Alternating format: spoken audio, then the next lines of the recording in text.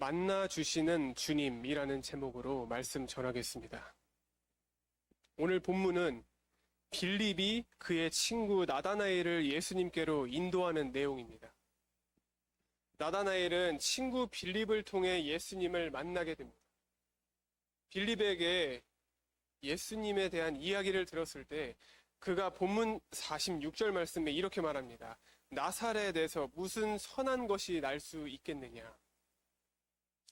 구약의 예언서 중에 어느 곳에서도 나사렛에서 메시아가 난다고 말하지 않습니다. 오직 다윗의 자손이요 베들레헴에서 탄생할 것이라고만 말한 게 다입니다.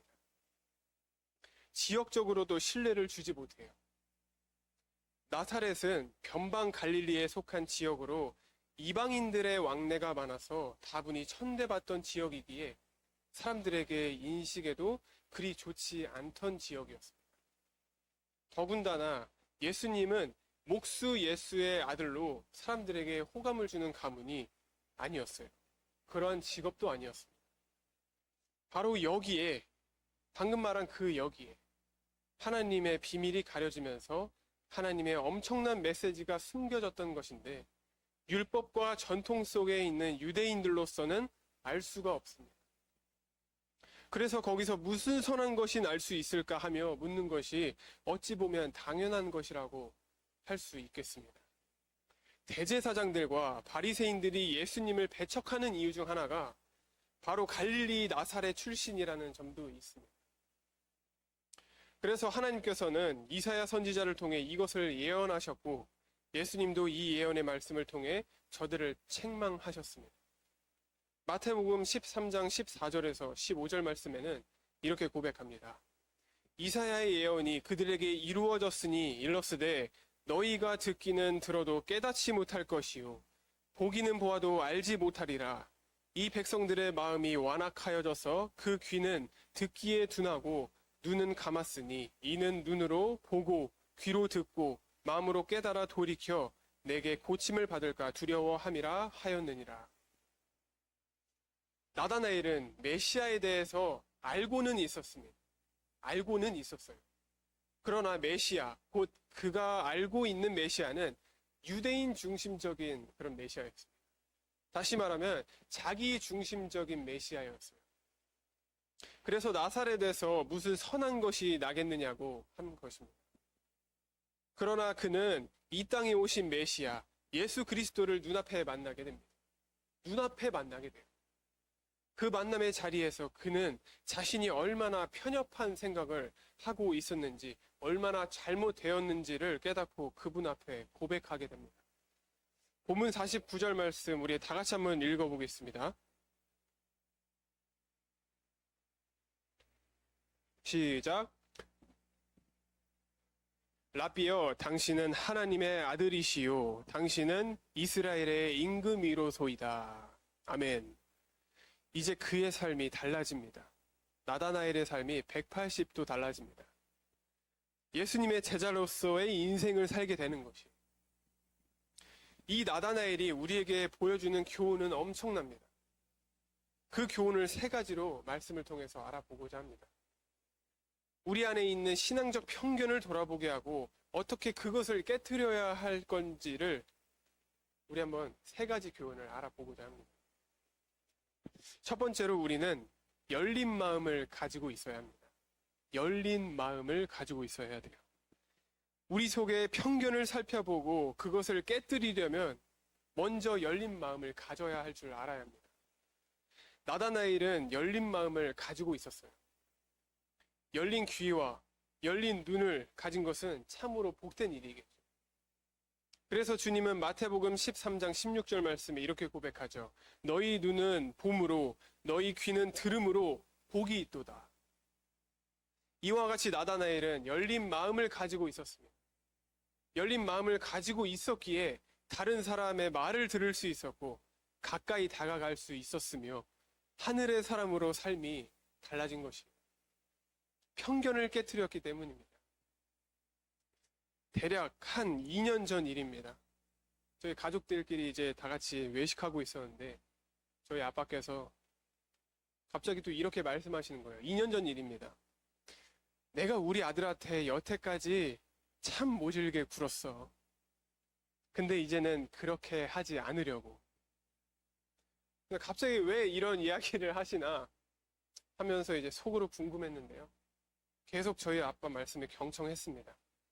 아빠는 식사하시면 직장에 있던 그런 이야기들을 많이 이야기하십니다. 근데 이렇게 말씀하십니다. 아빠가 이제는 나이도 있고 경력도 있다 보니까 내 밑에 직원들이 다 어려. 막내 쪽은 강현이 너랑 비슷한 나이대가 있어. 비슷한 또래가 많아. 그렇게 어린 친구들하고 같이 일하고 생활하다 보니까 아들이 평소에 집에서 보이는 생활 습관들이 이해가 되더라고. 근데 그 말을 듣자마자 좀 의아했습니다. 도대체 그 젊은 직원들이 어떤 모습을 보였기에 그런 생각이 드셨을까? 계속 경청해 봤어요. 근데 또 아빠께서 이렇게 말씀하시더라고요. 젊은 직원들이 밥 먹을 때 하나같이 스마트폰만 보고 있더라. 근데 내가 거기다가 뭐라 할 수도 없잖아. 내 자식도 아닌데. 근데 내 아들도 똑같이 밥 먹으면서 그렇게 스마트폰 만지고 있는데 계속 그거 가지고 뭐라고 한 게 참 스스로가 답답하고 아들한테 미안하더라고. 이렇게 말씀하시는 거예요. 그러니까 직원들한테는 뭐라 하지도 못하는 걸 아들한테 뭐라고 하고 있으니 아빠 입장에서도 참 그게 답답하겠죠. 이제 우리 아들은 말 안 해도 알아서 잘 하고 있으니까 이제 터치 안 할게. 알아서 잘 해라. 이렇게 말씀을 하셨습니다. 그러니까 아빠께서 저의 얼굴을 바라보시면서 진정성 있게 그렇게 말씀을 해주셨어요. 얼마나 또 감사한 이야기예요. 또. 직장 생활에서 젊은이들의 모습을 관찰하고 생각을 한번 해보니까 거기에 대한 마음이 좀 열리게 된 것이에요. 그리고 그 열린 마음을 저에게 와가지고 표현을 해줍니다. 저는 이 말씀을, 오늘 이 본문 말씀을 공부하면서 그런 아빠의 모습이 떠오르더라고요. 우리는 이러한 마음과 자세를 배울 줄 알아야 됩니다. 내가 알고 있는 것이 있고 경험이 있어도 그것에 대한 신념이 있어도 다른 사람의 말을 들어줄 수 있는 마음, 그리고 가까이 다가갈 수 있는 마음, 이런 마음이 우리에게 있어야 합니다. 그렇다고 해서 결코 우유부단한 그런 마음이 아니에요. 진리와 비진리에 대해서는 냉정하게 판단하고 행동합니다. 행동할 줄 알아야 돼요. 그리고 상대방의 인격을 존중하고 상대방에 대한 열린 마음, 이러한 마음을 가질 줄 알아야 한다는 것입니다. 나다나엘이 우리에게 주는 두 번째 교훈은요, 우리는 진리를 얻게 된다는 것입니다. 진리를 얻게 되는 것이에요. 내가 마음을 여는 만큼 삶은 유익합니다. 더 알고자, 배우고자 하는 자세를 가지게 되는 것이에요. 이런 자세를 가짐으로 더 깊은 진리 가운데 들어가게 되는 것입니다. 나다나엘은 열린 마음으로 사람들에게 다가가고 그 마음으로 진리를 찾는 사람이었습니다. 예수님을 만나기 전에 나다나엘은 어디 아래에 있었죠? 나다나엘이 예수님 만나기 전에 어디 아래에 있었죠? 어디 나무죠? 무화과 나무 아래에 있었어요. 네. 무화과 나무 아래에 있었습니다. 근데 그 무화과 나무 아래에 있었다는 것을 무엇을 뜻할까요? 무엇을 의미할까요?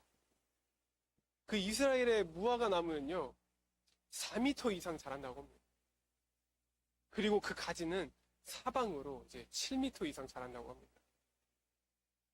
7m 이상 자라고 그걸 딱 덮을 수 있다고 해요.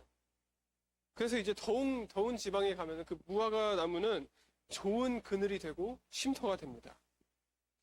그런데 이스라엘 백성들에게는 성경을 읽을 때 무화과 나무 아래에 읽는 습관이 있었다고 합니다.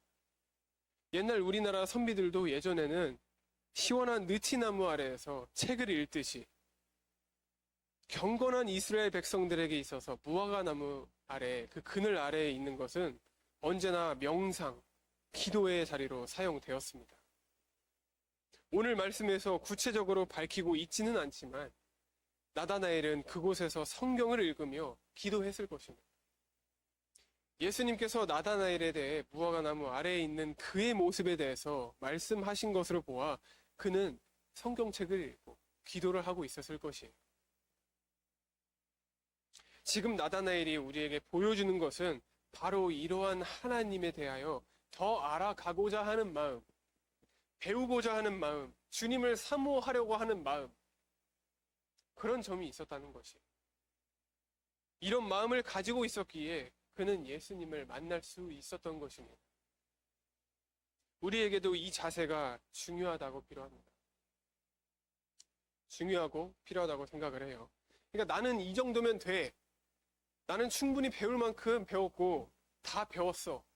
하는 자세는 교만이 되는 것입니다. 교만이 되는 것이에요.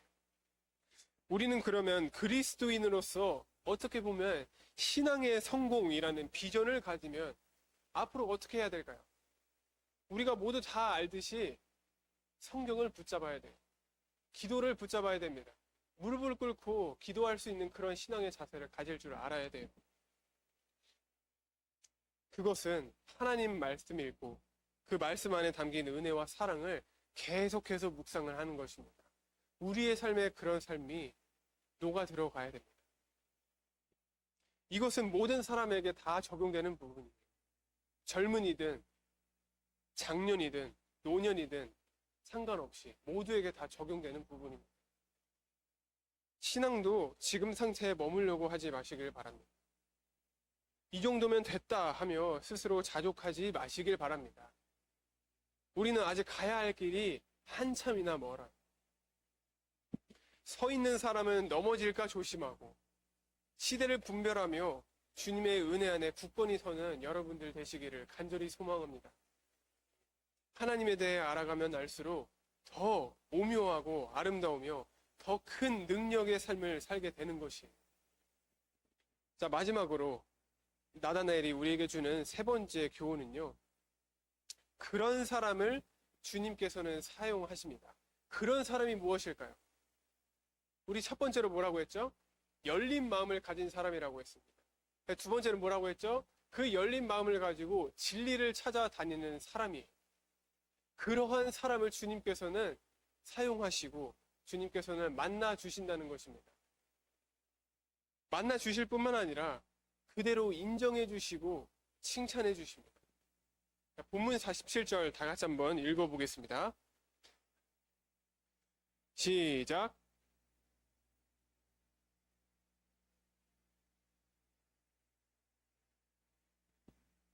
사람이라 그 속에 간사한 것이 없도다.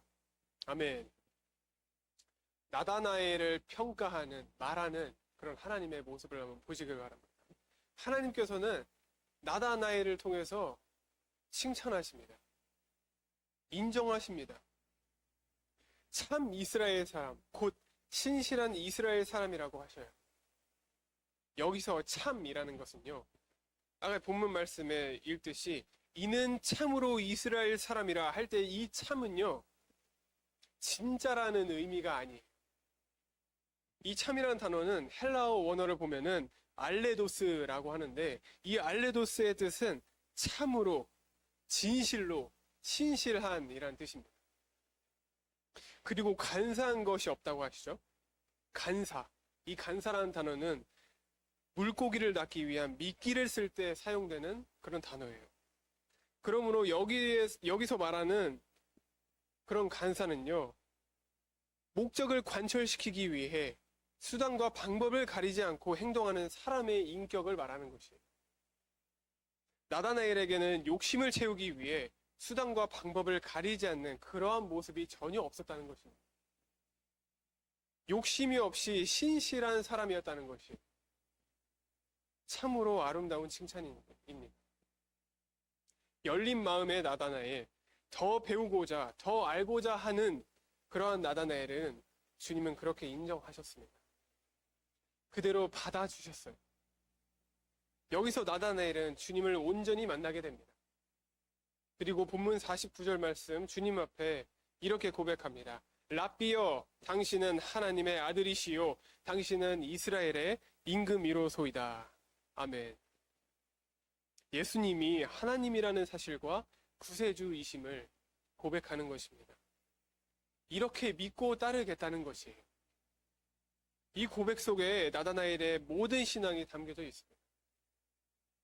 우리가 열린 마음으로 주님께 나아가고 배우고 나아가고자 하는 마음으로 나아갈 때 주님은 우리를 만나주시고 우리에게 말씀하시고 우리로 알게 하십니다. 나의 모든 것을 알고 계시고 지켜보고 계시는 주님 앞에서 우리는 고백하지 않을 수가 없겠죠. 주님은 하나님의 아들이시요 나의 하나님이십니다.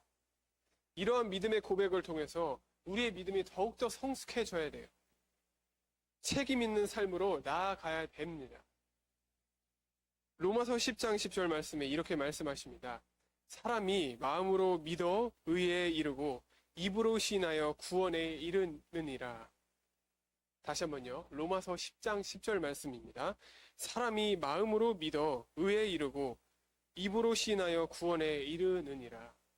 아멘. 사람에게 있어 이 고백이 얼마나 중요할까요?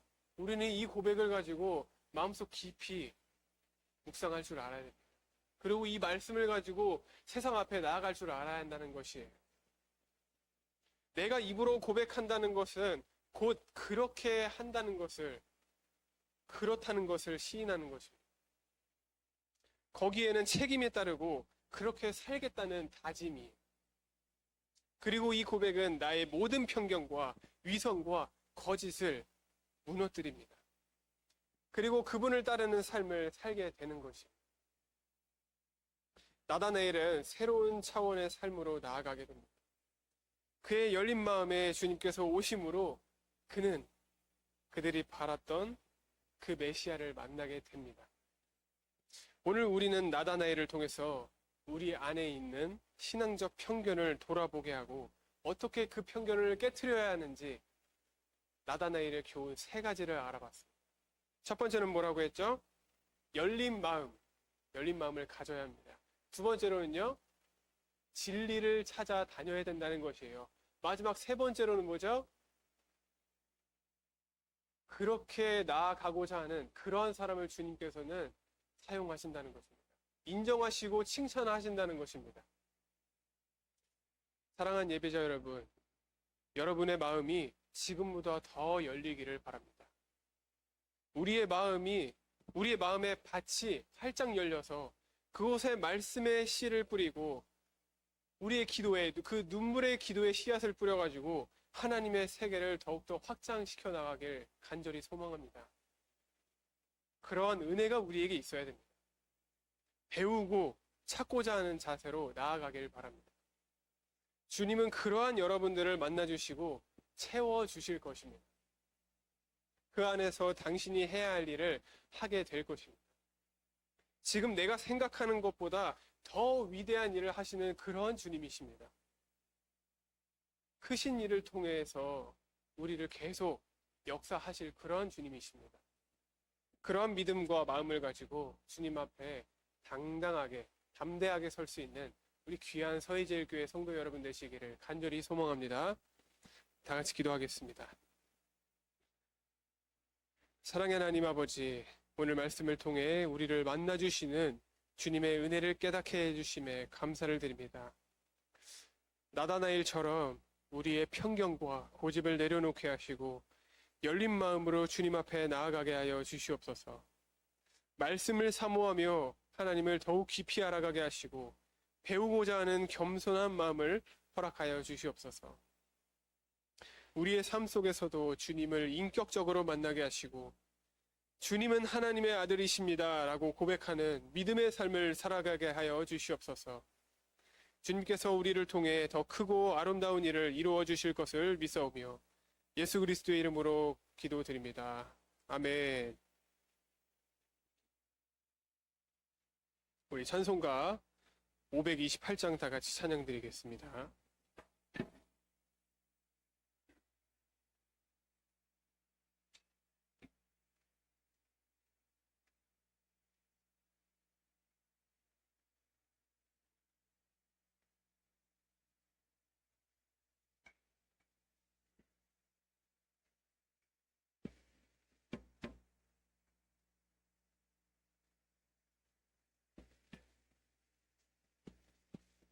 예수가 우리를 부르는 소리 금성 부드러워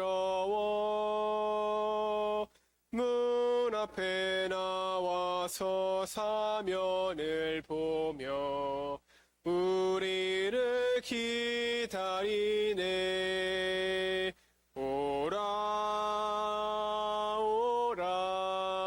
오라 방황치 말고 오라 죄 있는 자들아 이리로 오라 주 예수 앞에 오라 간절히 오라고 부르실 때에 우리는 지체하랴 주님의 은혜를 왜 아니 받고 못 들은 채 하려나 오라 오라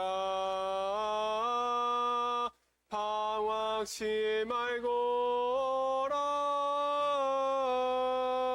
죄 있는 자들아 이리로 오라 주 예수 앞에 오라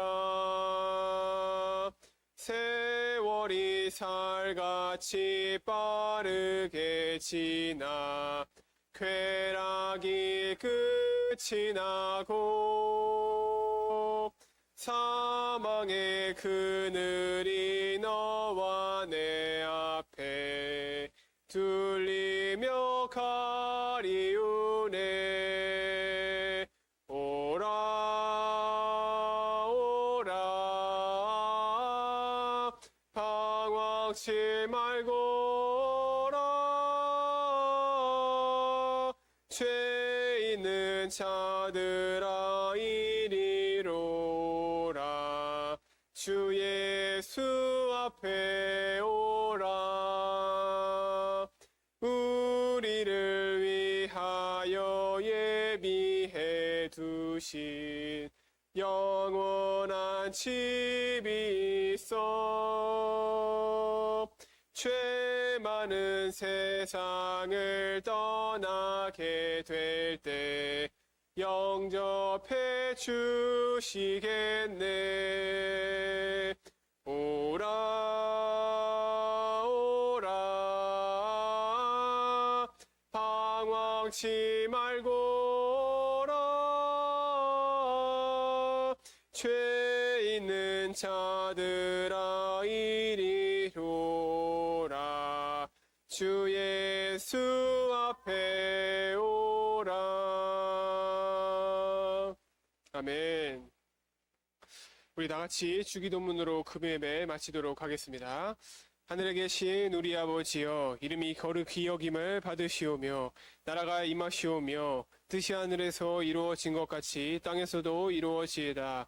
오늘 우리에게 일용할 양식을 주시옵고 우리가 우리에게 죄 지은 자를 사하여 준 것 같이 우리 죄를 사하여 주시옵고 우리를 시험에 들게 하지 마시옵고 다만 악에서 구하시옵소서. 대개 나라와 권세의 영광이 아버지께 영원히 있사옵나이다.